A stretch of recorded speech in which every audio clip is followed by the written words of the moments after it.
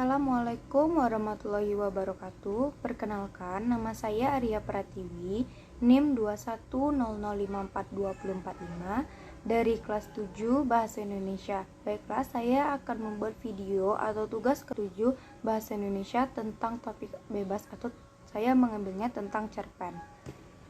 Cerpen merupakan suatu karya sastra dalam bentuk tulisan yang mengisahkan tentang sebuah cerita fiksi lalu dikemas secara pendek, jelas, dan ringkas.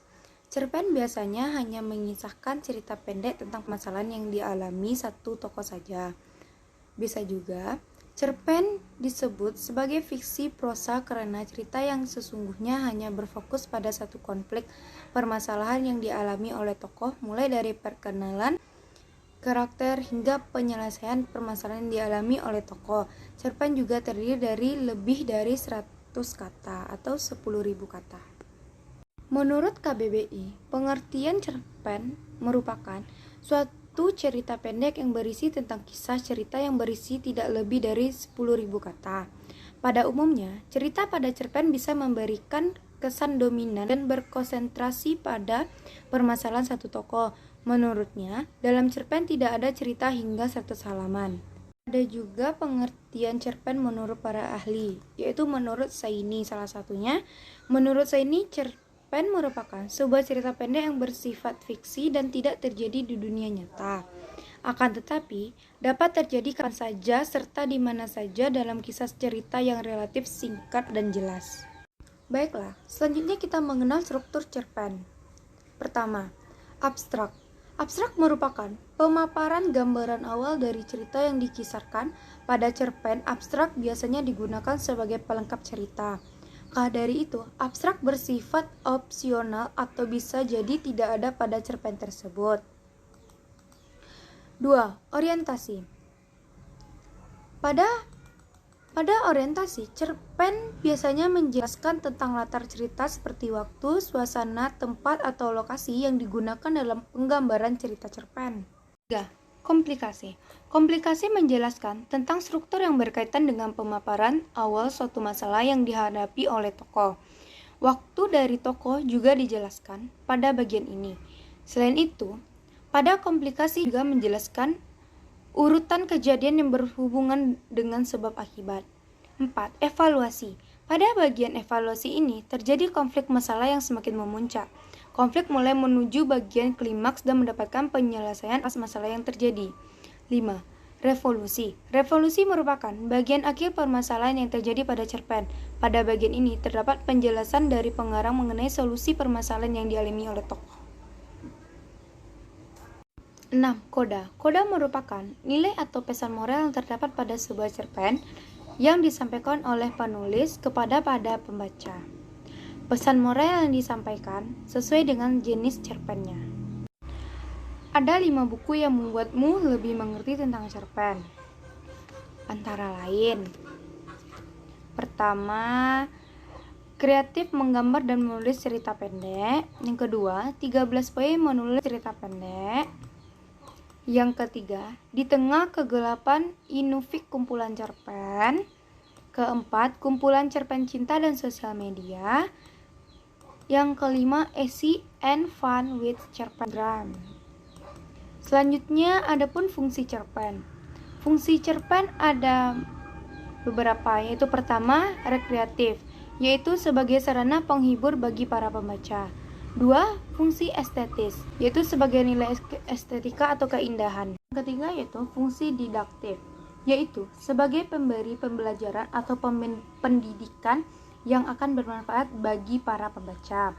Yang keempat, fungsi moralitas, yaitu sebagai nilai moral berdasarkan isi cerita atau mengetahui baik buruk yang disampaikan penulis kepada para pembaca. Yang kelima, fungsi religiositas, yaitu sebagai pemberi pelajaran yang sekaligus yang nantinya bisa dijadikan sebagai contoh baik oleh pembaca. Meskipun cerpen hanya memiliki kisah cerita yang singkat, akan tetapi memiliki makna dan pengetahuan yang terkandung dalam sebuah cerpen. Biasanya, cerpen memberikan nilai positif yang dapat diambil oleh pembacanya. Dengan begitu, nilai positif tersebut dapat dimanfaatkan untuk kehidupan sehari-hari. Adapun ciri-ciri cerpen, yaitu yang pertama, pada umumnya cerpen bersifat fiktif atau berupa karangan dari penulis. Kedua, cerpen memiliki susunan kata yang tidak lebih dari 10.000 kata. Yang ketiga, saat membaca cerpen biasanya selesai dengan sekali duduk. Keempat, cerpen memiliki bentuk cerita yang singkat. 5. Cerpen memiliki diksi atau pilihan kata yang tidak rumit hingga mudah dipahami oleh pembaca. Yang keenam, cerpen hanya memiliki alur cerita tunggal atau satu jalan cerita saja.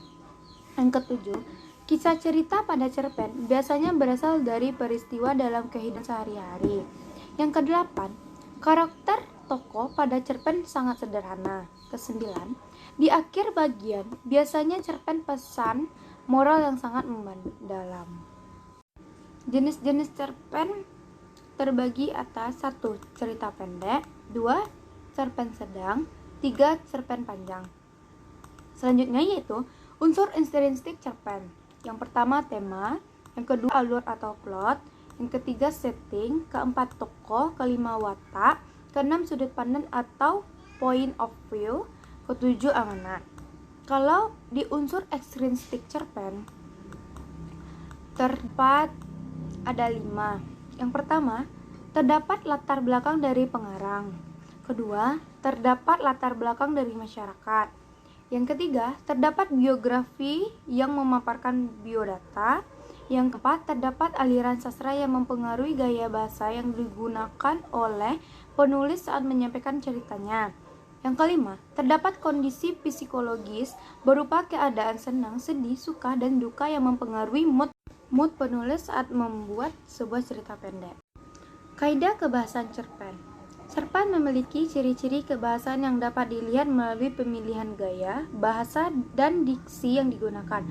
Pada cerpen umumnya, penulis menggunakan pendeskripsian fiksi tokoh secara kuat. Hal ini akan membantu menggambarkan suasana yang tepat dan sesuai dengan ceritanya. Pada cerpen juga menggunakan frasa adverbial atau kata keterangan yang membantu menunjukkan latar tempat atau waktu seperti di pagi hari, di sore hari, di siang hari, maupun di sebuah tempat pada peristiwa kejadian. Selain itu, juga harus menerapkan penggunaan kalimat langsung dan tak langsung atau berupa dialog. Cerpen juga identik dengan penggunaan kata-kata atau konotatif untuk menambah kesan keestetikaan sehingga akan menambah nilai kepuasan para pembaca. Baiklah, sampai di situ pemaparan materi saya tentang cerpen. Terlebih dan terkurang saya mohon maaf. Wabillahi taufiq walhidayah. Wassalamualaikum warahmatullahi wabarakatuh.